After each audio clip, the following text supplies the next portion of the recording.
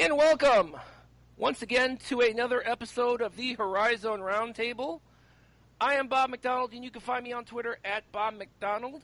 And joining me is my co-host, Jimmy Lemke. Good morning, everybody.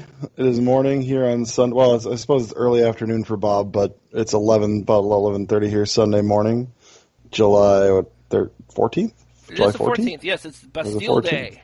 Like, that makes any difference. Well, we have Bastille Day as a French festival going on downtown Milwaukee. There you go. So just for those of you, who are celebrating, it's Happy Bastille Day or whatever. So, Jimmy, of course, is on Twitter at PantherU, and you can follow the Horizon Roundtable podcast on Twitter at HorizonRT. Jimmy, I hope you've been having a good summer. I've been doing well. I'm sure you have, and I was doing okay. But not anymore. Oh my God! So, for those of you who listened to the last episode, we've kind of gotten some closure on that. So, for those of you who did not have the opportunity to listen to the last episode, Cleveland State basically just imploded. Tyree Appleby, Jalen Hill, Rashad Williams, Seth Milner, 4 of their top 5 scorers disappeared. Dennis Felton did something to piss them off, and apparently it was enough that Scott Garrett decided to get rid of not only Dennis Felton but his entire staff on Friday. And that's the end. Cleveland State is currently without a head coach, or an entire coaching staff for that matter. That's how bad that went. I think it's been since Jimmy retired randomly late. So it's been 8 years since we've had a coaching vacancy this late in the off season. Not necessarily true, because remember Detroit Mercy didn't hire Mike Davis until late last year. Yeah, but how late was it? I thought it was honestly, I can't remember. I thought it was August when they July or August when they hired him. That's what we did an entire episode with Carrick Jones on that too, and I guess I kind of spaced on when we did that, but yeah. June 13th last year. Oh, it was June 13th. Okay, so this is actually later. And I'm pretty sure Laval Jordan was, when Laval left, I don't think Pat Baldwin was that late. Yeah. No, I don't think he was either. I can't. That was June 20th for Pat Baldwin. June 20th. So this would be later. This would be much later. So that is. So yeah, and let's remember again. We actually had Scott Garrett, Cleveland State's athletic director, on the podcast right before Memorial Day. As of the week before Memorial Day, everything was okay enough, I guess, that everybody was still coming back, the coaches, the players, that everybody was going to be working towards next season. That was the for at least publicly, that was the attitude displayed by pretty much everybody. I mean, you know, and I know, like I said last episode, Scott Garrett was, really looking forward to kind of putting something together on the ticket sales side and everything like that. Yeah, and then it all went south. I mean, life comes at you fast. Sure. So one thing, and this is important, one thing that I did want to make sure to point out, this is actually part of the release that Cleveland State sent out regarding Dennis Felton's firing. Quote, and this is from Scott Garrett, quote, "We take our mission to provide CSU student athletes with a transformational experience very seriously. Our coaches operate with the expectation that they should build a culture supportive of our student athletes in the classroom, accountable for their conduct as representatives of the university, and for their performance on the court. We will seek a new leader for our program who can deliver on this commitment. So, that's an interesting statement. Yes, it is. Yeah.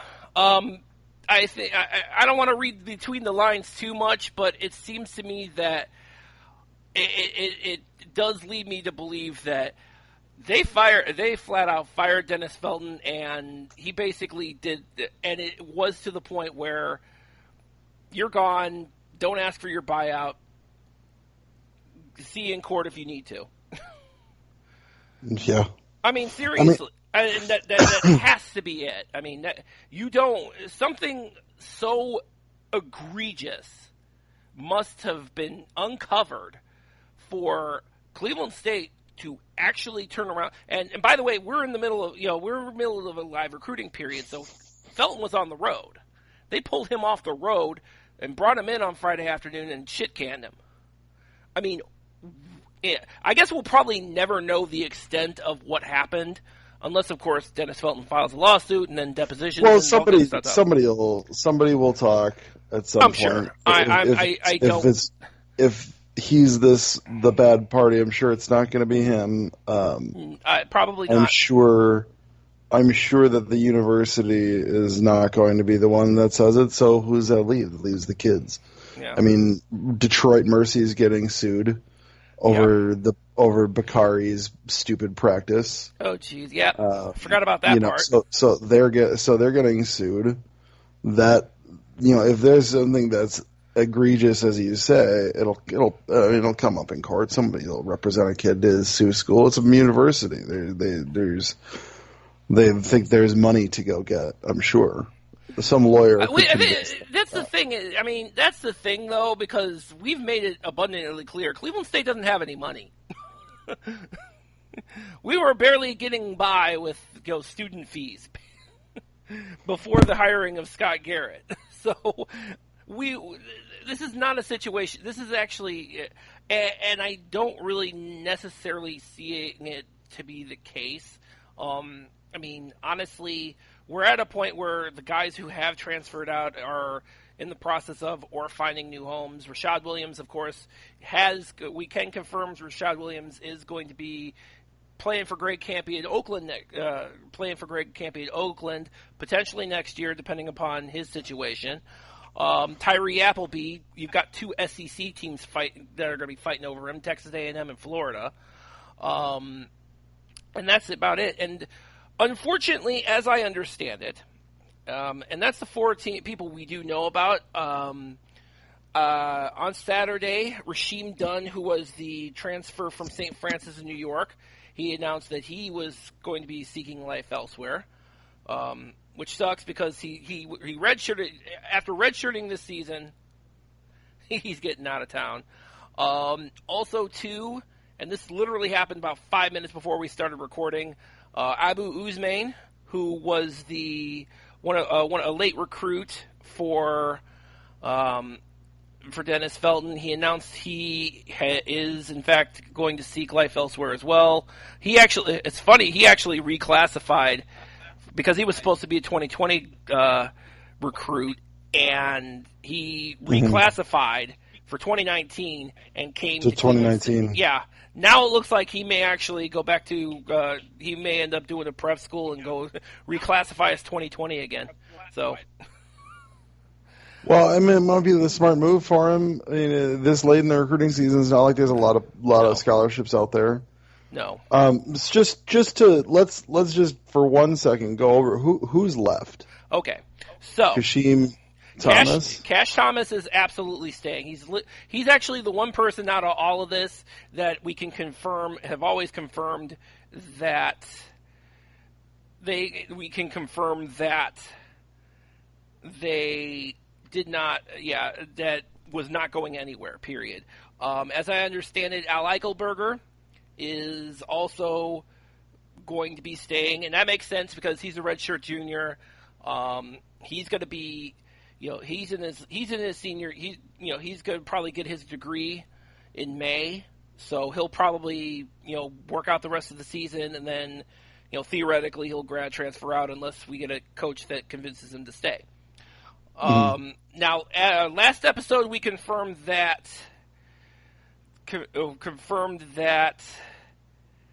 Spider Johnson was staying. Whether that's true or not now, I don't know. But as of right now, Spider Johnson is staying. So those guys are definitely there. So Debaji Walker? Debaji Walker, I don't know. I really don't know. Debaji Walker, I don't know. Steph Kenich, I absolutely don't know. Who's Nakia Johnson? That would be Debaji Walker's mother. Did you see her tweet? Oh, I've seen all of them so far. She says, I wonder who's going to inform me of, yeah, she's not happy. Of this. Yeah, well, I mean, why would she be? Nobody should be happy. Yeah, well, that's not a good thing. Like, that's not even remotely a good thing. Well, we can guarantee one thing. You can guarantee that in a couple months, sometime in September or October, there's going to be a press release on the Cleveland State, CSUVikings.com saying that they're going to be holding open tryouts for students. Yeah, pretty much. As of right now, the four signees, Torrey Patton, Raekwon Taylor, the two JUCO guys, are still here. Jalen Williams, who's the grad transfer from Furman, as of right now, is still here. But I'm not really sure about him. And Justin Hill, who literally signed last week, right after everybody decided to leave. This kid from California that I've never heard of, and the only thing he was going to do in basketball for college was walk on to Cal State Northridge. He didn't get offered anywhere else, but he signed with Cleveland State last week. So theoretically, all four of those guys are still here. Again, Jalen Williams is a question mark. Kenich, Walker are definitely question marks. I mean, like I said, the only ones you can really rely on at this point are Thomas, Eichelberger, and per what we've heard, Spider Johnson. That's it, man. Wow. Yeah, this is. And I thought 2 weeks ago was an Extinction level event. This is actually even worse. Talk about the textbook definition of blowing it up to start and starting all over again. I mean, really. Yeah, it's kind of crazy. It is, but it's really oh man, I'm telling you, man. It is, I mean, how do you convince anybody to,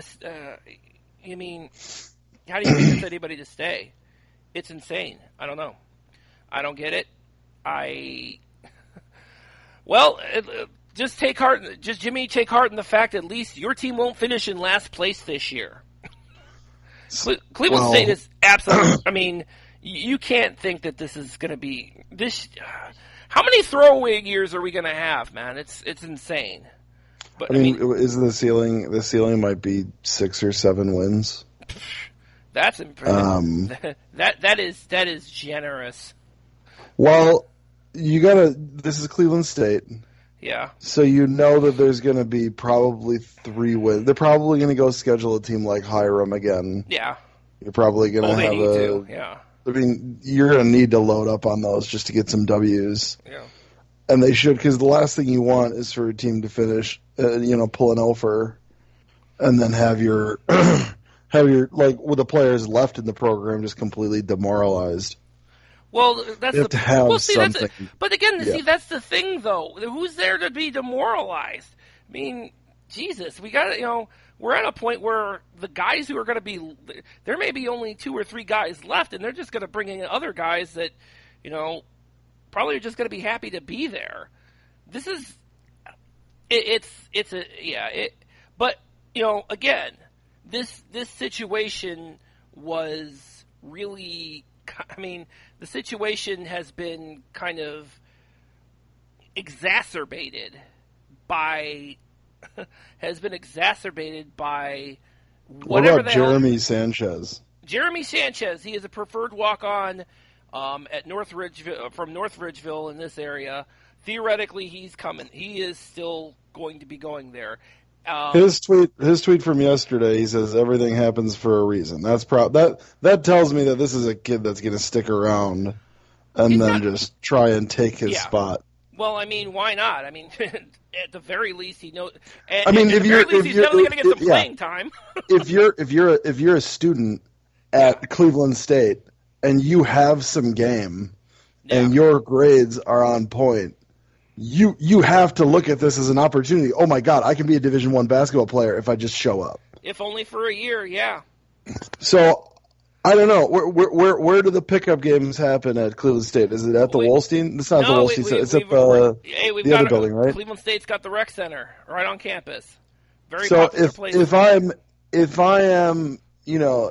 I'm a Cleveland State fan, yes, I'm figuring out how to get to the rec center to take part in some pickup games. Take a look, see if there's some guys around there that are doing well. So you can be so afterwards, you can pull some names together, some phone numbers together, some basic information. If somebody is really standing out to you, so when the coach comes in, you can hand them some stuff. And be like, here, look, these kids might be something. Obviously, you have to evaluate them. It's your team. Of course. But, some emergency for you here. Because I do know that there have been times when there will be a kid who would absolutely take part in an open trial like that, and they wouldn't find out about it until it was too late. Yeah. Until everything, and kids that could be solid. Yeah, of course. So there's some. I would say if I'm looking at, so Spider Johnson last night, about 12 hours ago, just before midnight, tweets a lot of thinking to do and not enough time to do it with the face palm emoji. Great. Which is liked by, Jeremy Sanchez. Great. So you just don't know. You don't really know. Yeah, I've resisted. That one meme with with Will Smith staring at the empty living room from the last episode of the Fresh Prince of Bel-Air. I have resisted tweeting that out right now. I've resisted tweeting this out right now only because I know Cash Thomas. Cash Thomas follows me. I've resisted doing that. Sorry, Cash. Sorry, Cash. Hey, you know what? It's and you gotta feel bad for a guy like Cash Thomas, because here's a guy who has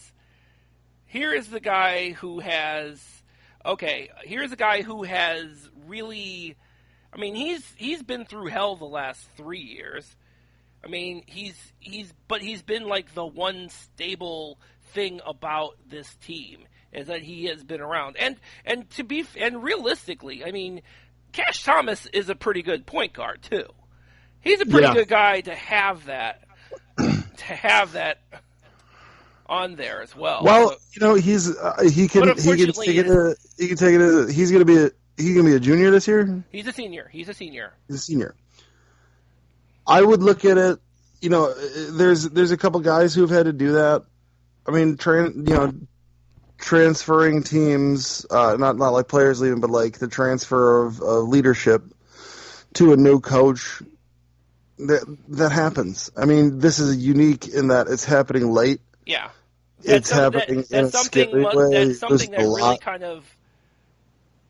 So yeah, because of the fact that the nature of the transition is based on coach getting broken off, in the middle of July, which honestly the only time I ever remember this happening, like ever, of course, it's a Cleveland State thing, because this is right. I want to say, and I got to go back. This is right around the time where Kevin Mackey got fired, and we know why. Yeah.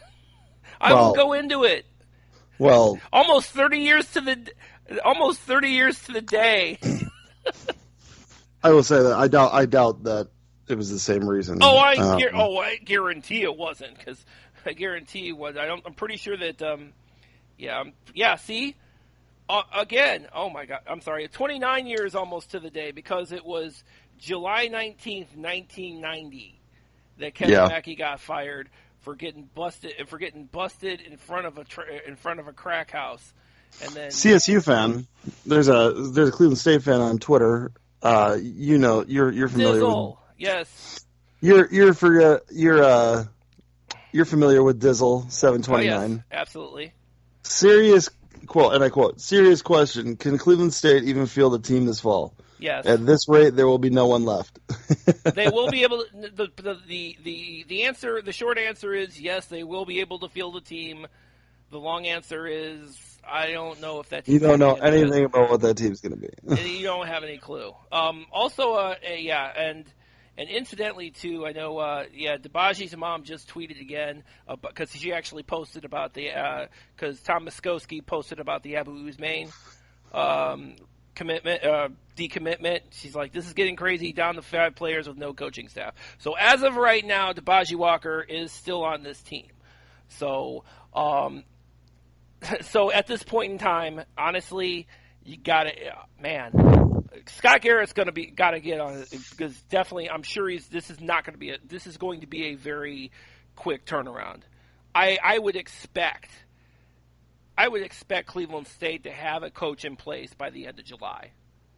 I really do believe that. I don't think that this is going to be a long, drawn out process. I don't think. And they did take Vujanic. How do you say his last name? Pat Vianchik. Pat Vianchik, of course, who is the color commentator for Cleveland State basketball on the radio and on television too, from time to time with Al Pulowski. He's kind of the day-to-day guy at this moment in time. Beyond that, I don't know. Apparently, convincing people to stay is not part of his job duty, and it's not really working out so well, or not. But I do know that he is, and he's he's one of the guys. Vianchik is actually one of the guys, from those Kevin Mackey '80s teams. So he kind of he's seen this before. This is kind of not his first rodeo. But I expect him to kind of make sure that kind of make sure the day-to-day is, still going on from an administrative standpoint. Beyond that, who knows? As of right now, if I'm Scott Garrett, you're probably, theoretically, here's what I do know about what they're looking for as far as a coaching search is. Obviously, budget is a big consideration. They're not going to overpay like Mike Thomas did with Dennis Felton, because he's such a lazy ass. And by the way, Cleveland State fans who happen to be in North Carolina, if you happen to find Mike Thomas, because that's where he moved to, you give that man a stern talking to. I do not advocate violence on this podcast, but damn it, curse that dude out. I swear to God. Fucking lazy ass. This is your fault. Seriously, this is Mike Thomas's fault. He basically just phoned it in, went with the search firm that hired him, and this is how we ended up there. This is how we ended up in the situation in the first place. So this is on you. And then you decide that you want to quit.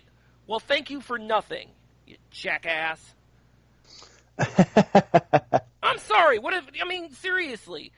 We should have all known better, because how bad a job he did in Illinois. We should have all known better, but no. I gave him the benefit of the damn doubt, and this is how he repays me. So I know we have some Cleveland State fans who are in the North Carolina area. If you find this man, you verbally browbeat him. I do not, like I said, I do not advocate violence on this podcast or anywhere else. But let's not harass people. Come on, we can't sue him for mental anguish. Yeah, I mean, I would definitely say that if you're looking to see like what happens when you have, late transfer of leadership, Mm-hmm. UIC Yeah. when they went through losing Jimmy at the end, late in 2010, Mm-hmm. they didn't lose a ton of guys. No. But you also had a pretty strong and solid core of players. Robo Krebs was there. Brad Burton was there. Yeah. Xavier Neely was there. Uh-huh. You had a pretty constant presence for a group of guys. You did. They obviously met together, made the decision. Howard came in. They brought in Paul Carter. I can't remember if Paul Carter was a Jimmy recruit or if he was Howard Moore late recruit. Yeah. But he was that fifth-year transfer. Incidentally, speaking of Howard Moore, do we know anything about his condition? He's out of the hospital. He is out of the hospital. Yeah. He's had a bunch of surgeries. Yeah. So for those of you, who are familiar with the situation, Howard Moore unfortunately was involved in it was a car accident, and he was hurt pretty badly, and I believe his family. So his family was driving. Yeah. He was driving. His family got into a car accident outside of I believe it was Ann Arbor. Something like that. Yeah. They got hit by a drunk driver. The girl was, the girl I think was like 21 or 23 or something. Mm-hmm. She died in the accident. Howard and his son were both heavily injured, but his wife and daughter both died. Yeah. So it's pretty much just the worst situation. Yeah. And I don't know. I've met many people.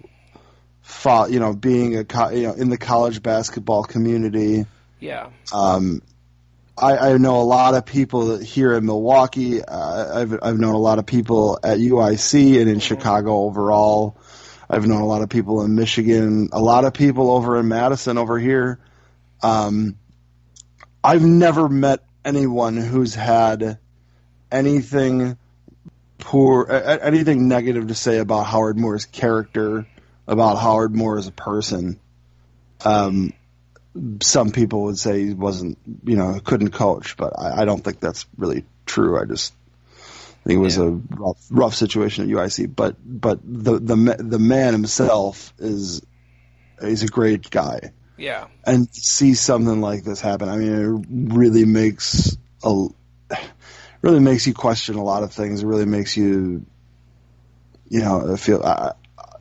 Makes you think about how unimportant a lot of the stuff that we talk about is. Yeah. I mean, at the end of the day, basketball is a game. I mean, it's a way for young men to put themselves in a better situation in life. It's a way for young men to, maybe they can play. They have these marketable skills that can get them into a good university, that can get them. That can put them on the way to getting a degree and setting up a better life for themselves. They could even, if their skills are that marketable, they could even play the game professionally. But at the end of the day, this is still a game. Yeah.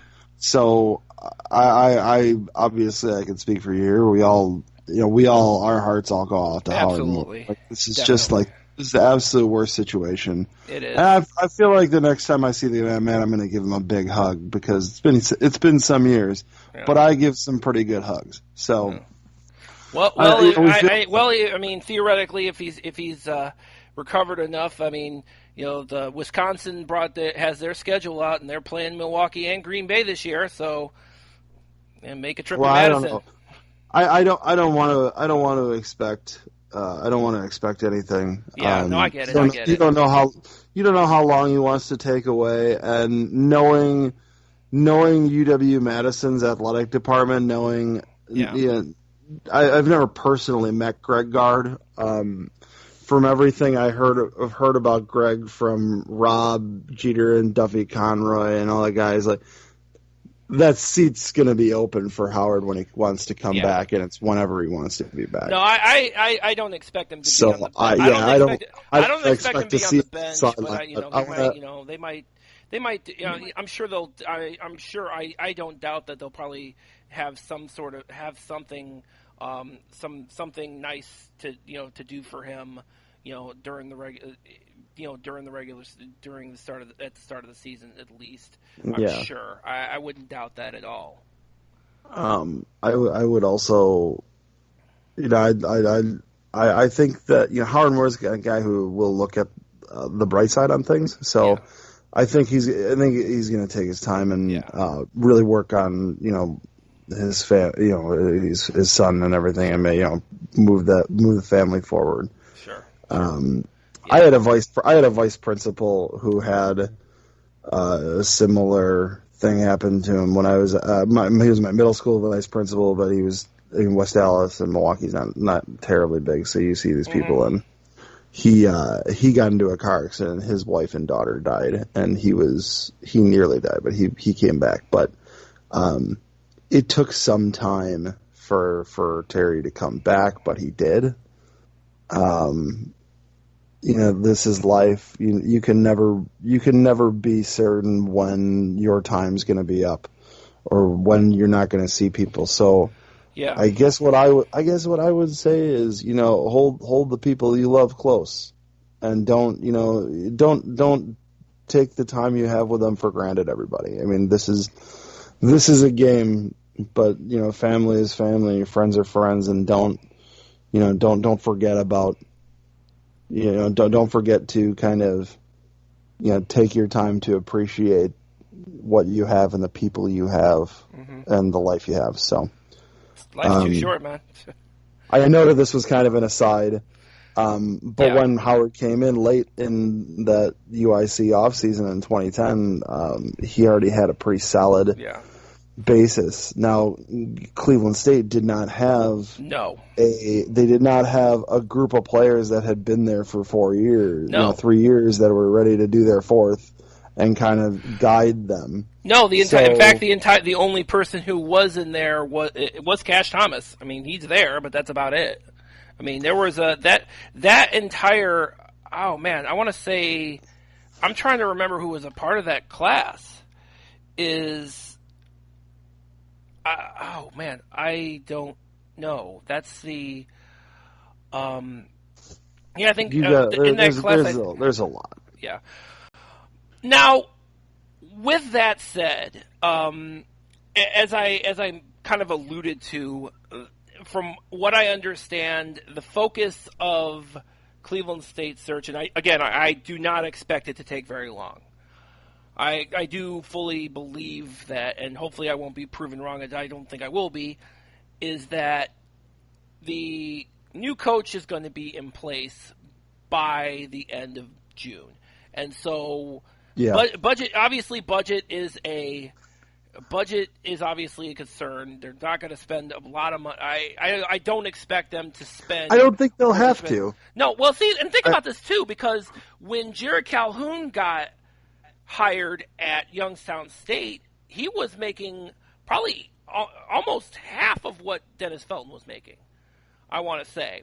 So if you're in that range, I think that's where they're gonna. That's the direction they're going. And well, it was Dennis Felton's first job. I don't know if Dennis Felton had an agent negotiated or what, but as I understand, it's the same agent that Mike Thomas had. Oh well, I mean that's yeah. Oh wow, you're not kidding about being lazy. Yeah, no kidding. At least that is my understanding. That is my understanding. Unless somebody proves me wrong on that one, that is my understanding. So budgetary is a factor. One other big factor. Big thing is ties to the area, because Cleveland State has been getting killed. I mean, killed on the recruiting front in this area because. Do you want to speculate as to who the coach is going to be? Because I think you and I have the same favorite.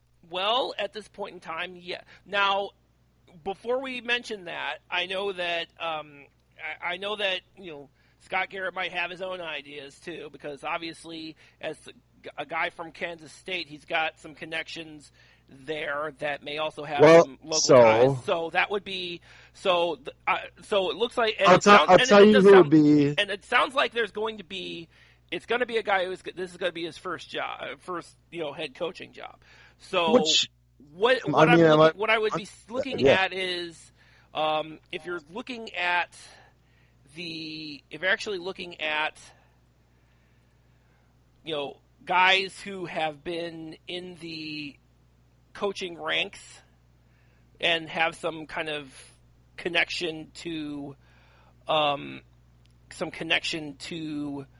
the Cleveland area, potentially. You'd probably look at or the Midwest in general. I think that was kind of the other issue. I mean, Dennis Felton kind of had some of that in the Michigan area when he brought in Lou Dawkins and Brian Tibaldi as his staff, so he had that. But I would probably be looking at from that standpoint. You'd probably look at a guy like a Brad Korn, who's currently an assistant with Kansas State. You look at a Chester Frazier, who's an assistant out at Virginia Tech. I've heard Alvin Brooks III, not the older Alvin Brooks, but who is an assistant coach with Scott Drew at Baylor.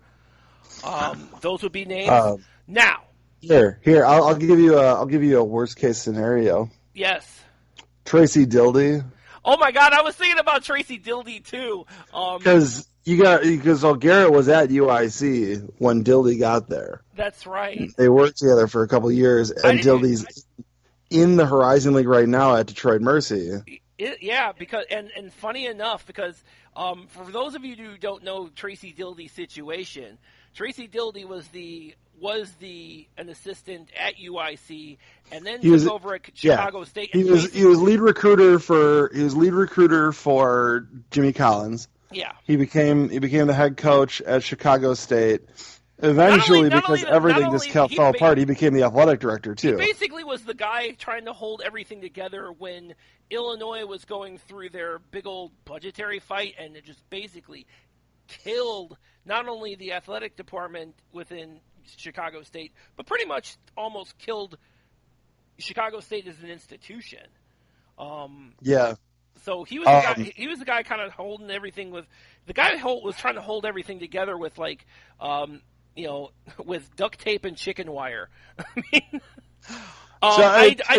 nobody was going to keep that together. No. But I will say about Tracy Dildy, I think it would be funny because I lived rent free in his head for like 3 years when he was at UIC.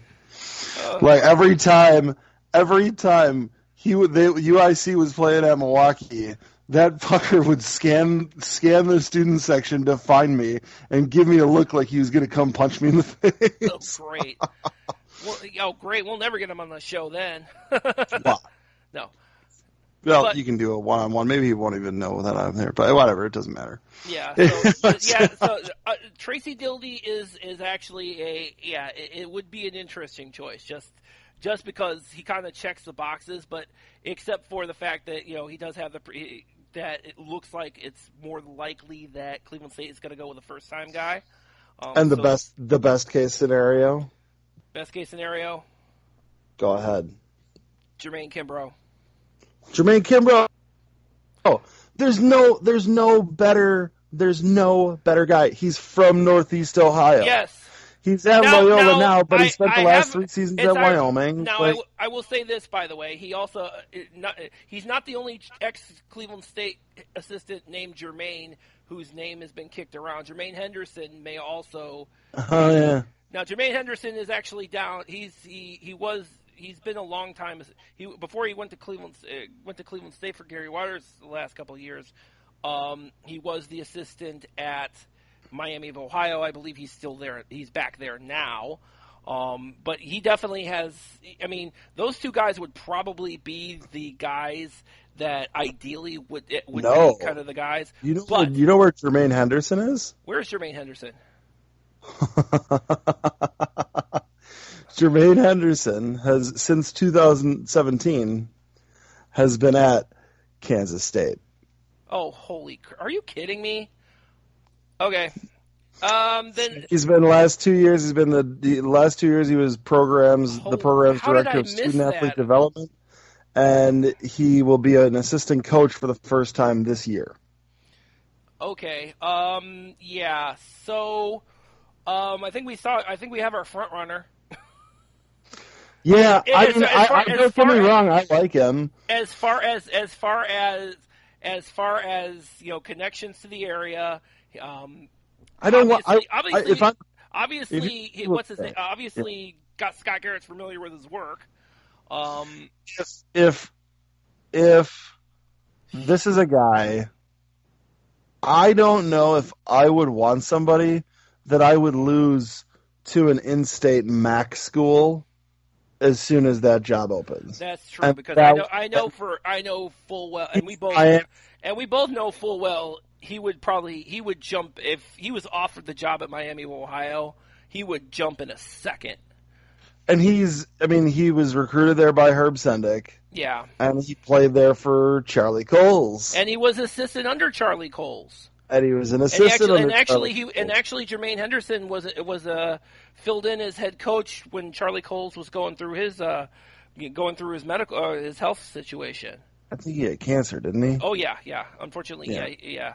So he filled in for him during that while he was getting treatment for that. So yeah. So theoretically, yeah. If you look at Jermaine Henderson, I mean, again, he checks all the boxes. But yes, as you say, would it be? I mean, would he go full Todd Kowalczyk on us? Well, at least Todd Kowalczyk for Green Bay was there for a long time. That's true. But I think it's arguable. We've talked enough about Jermaine Henderson, but Jermaine Kimbrough, and by the way, at the moment, he literally just left Wyoming as an assistant, and he's over with he's with Porter Mosier. So, yeah. But yeah, so this, and the key thing with him as well, and this is important, he is one guy who absolutely, positively wants this job. He is probably the one guy out of all of these guys who is really, really wants this job. And I don't know if I can say that about anybody else. I will say this: if I'm Scott Garrett, I'm looking at who is somebody who is going to pull these young men together. Yes. And who's going to put together a program? You already got local coaches in the area right now that are lobbying hard for Jermaine Kimbrough right now. You have that. You already have that happening. I think Jermaine Kimbrough is the kind of guy who could walk in there and then keep not just keep the team, like not just recruit players. Yeah. But I feel like Jermaine Kimbrough could walk in and keep like some of those guys from leaving. Yeah.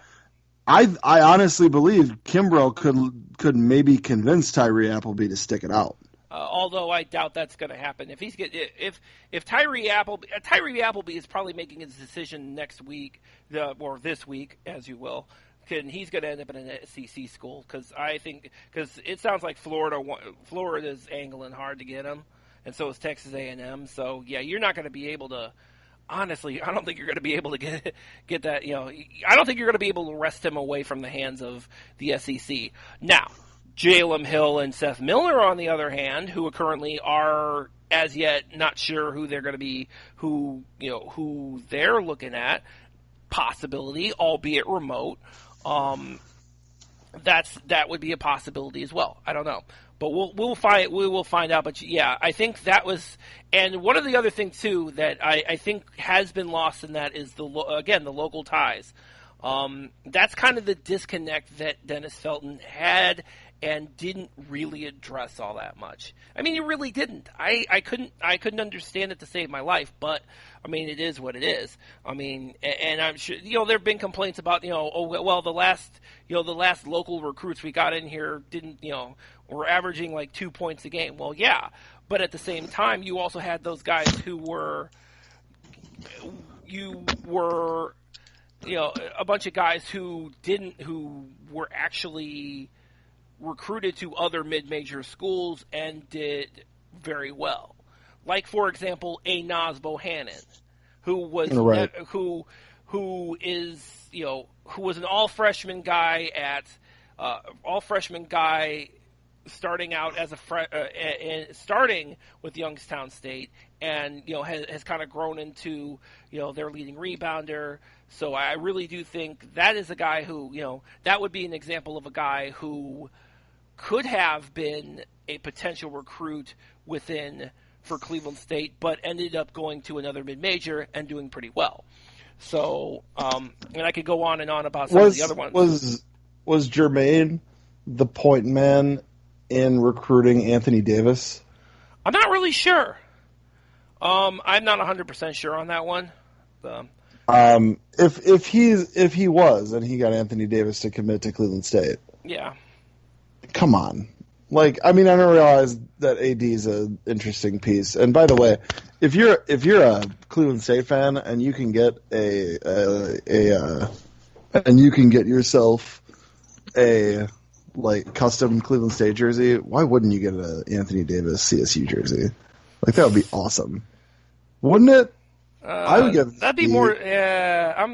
Every time I turn around, I hear everybody talking about the Anthony Davis. He grew 10 inches and then left to Kentucky. If I hear that, I hear that way too many times. I've seen too many tweets about that over the last 3 years that I'm a little tired of it, actually. Whatever. It doesn't matter. But point is that he can recruit. He can bring people together. He's got a ton of support from the coaching community, the Cleveland State fan base, and I'm sure not everybody, but coaches and the coaches in the Cleveland area, the high school coaches, which is who you want. Yeah, you want the high school and AAU guys to love the guy you. Absolutely, and I think that is probably that's huge. That is absolutely huge. I think, again, he checks all the boxes, and so does Jermaine Henderson. And Jermaine Henderson, of course, has the advantage that he's a Kansas State assistant. It stands to reason that would be the case. So, Jimmy, I think I lost you there. All right. Unfortunately, I can't seem to hear Jimmy right now, which is problematic. Let's see here. I guess this means, with that said, because Jimmy's kind of cut out, we'll go ahead and close out the show. Man, and we didn't even talk about the tournament format yet. As always, you can find episodes of the podcast on horizonroundtable.com, and you can also find them wherever your podcasts are available. And, of course, as we always mention, you can also access the podcast episodes on your Google or Amazon devices. Next episode, we do promise to get to the new tournament format, which looks a little familiar because it's got elements of some of the old formats, the ones that work. But until that point in time, thank you all for listening.